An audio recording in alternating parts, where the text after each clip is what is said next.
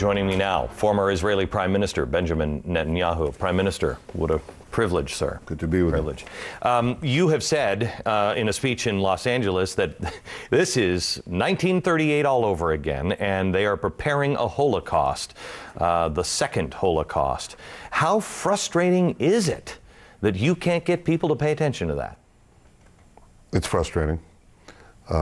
It makes you understand how the 30s happened, because Ahmadinejad, the president of Iran, is openly saying, while he denies the original Holocaust, he's openly saying that he's preparing another Holocaust to wipe Israel off the face of the earth with Iranian atomic bombs. I talked to Condoleezza Rice, and she said to me, I asked her, I said, look, this is nuts stuff. This guy has a doomsday, apocalyptic view. He is clearly saying it, and she said to me that we need to take him at his word, but watch his actions, not necessarily all of his words. I think that's suicide. I think we should watch his actions and listen to his words. His words are matched by his actions. Iran is racing to build power plants, nuclear power plants. They have more oil coming out of their ears. They don't need nuclear power plants. They need and are seeking to build nuclear weapons. I believe the IAEA, the International Atomic Energy Agency, just found traces of plutonium and uranium for the production of atomic bombs. These bombs are in the first instance aimed at Israel, make no mistake about it.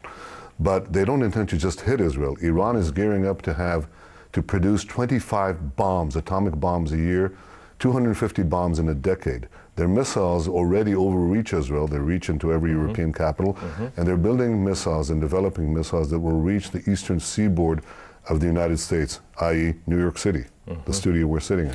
So this is like Nazism. They start with the hatred of the Jews and they want to annihilate the Jews, but that's only the first stop. Their goal is Western civilization. Okay. Let me go into the land of the insane that nobody wants to go to. That I see, I'm a Christian, and I see prophecy, and I see this guy speak of prophecy of his faith, where he stands in the well of the Senate. If we can give his words here, "Oh, mighty Lord, I pray for you to hasten the emergence of your last repository, the promised one, that perfect and pure human being, the one that will fill this world with justice and peace." He has also said, anybody who recognizes Israel will burn in the fire of the Islamic nation's fury. This man has an apocalyptic view. He has already said that he wants to march in through ancient Babylon and set up a global Islamic empire. Do you believe that? Do you believe this guy has that apocalyptic doomsday view?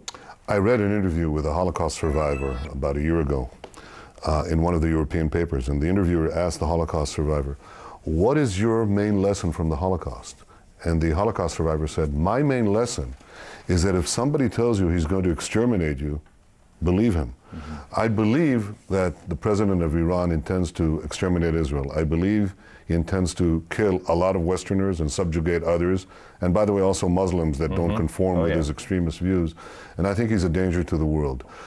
Because I believe his intentions, I think he has to be stopped, and stopped in time. The most important thing is to make sure that Iran does not acquire nuclear weapons. This is what President Bush has pledged to do, and I think we should support him and see that this pledge is seen through, not merely for the sake of my country, Israel, but for the sake of mankind. This is a great danger to the peace of the world. Yes or no, as I've only got about 20 seconds. Yes or no, are you afraid that we are losing our will here in America?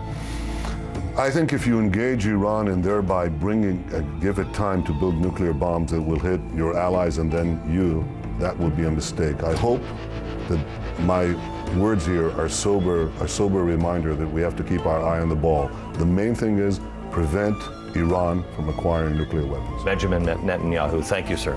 Thank you. Best of luck.